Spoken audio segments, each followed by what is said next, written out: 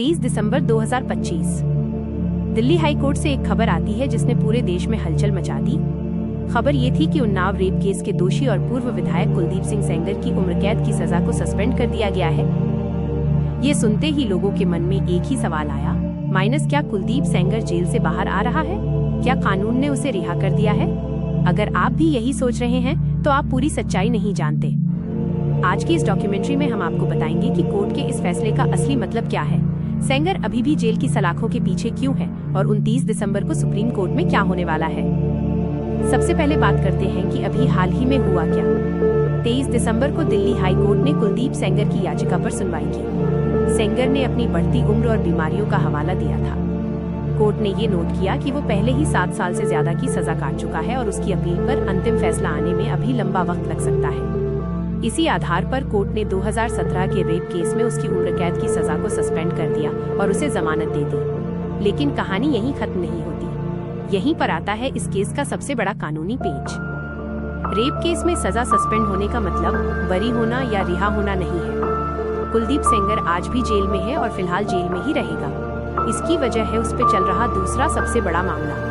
आपको याद होगा कि रेप पीड़िता के पिता की पुलिस हिरासत में बेरहमी से पिटाई के बाद मौत हो गई थी।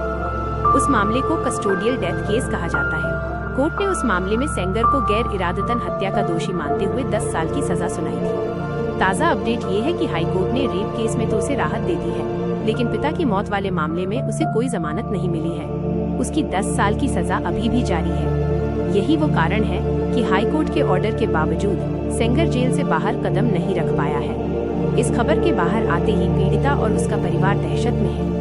27 और 28 दिसंबर को पीड़िता ने दिल्ली में विरोध प्रदर्शन किया। उसका साफ कहना है कि सेंगर का बाहर आना या उसे कानूनी राहत मिलना उसके और उसके परिवार के लिए मौत के वारंट जैसा है। हमें नहीं भूलना चाहिए कि इस परिवार ने कितना कुछ खोया है। 2019 में रायबरेली में हुआ वो भयानक ट्रक एक्सीडेंट जिसमें पीड़िता की चाची और मौसी की जान चली गई थी, आज भी उस डर की गवाही देता है। पीड़िता ने सवाल उठाया है कि जिस व्यक्ति पर गवाहों को डराने और हत्या की साजिश रचने जैसे गंभीर आरोप लगे हों, उसे इतनी बड़ी राहत कैसे मिल सकती है। इस मामले की गंभीरता को देखते हुए सीबीआई यानी सेंट्रल ब्यूरो ऑफ इन्वेस्टिगेशन ने भी तुरंत कदम उठाया है। सीबीआई ने दिल्ली हाई कोर्ट के फैसले को सुप्रीम कोर्ट में चुनौती दी है।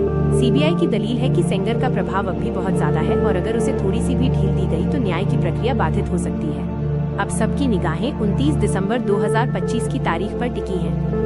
सुप्रीम कोर्ट के चीफ जस्टिस की अगुवाई वाली बेंच सीबीआई की इस याचिका पर सुनवाई करने वाली है। यह सुनवाई तय करेगी कि हाई कोर्ट का फैसला बरकरार रहेगा या फिर देश की सबसे बड़ी अदालत उस पर रोक लगा देगी। फिलहाल की स्थिति बिल्कुल साफ है।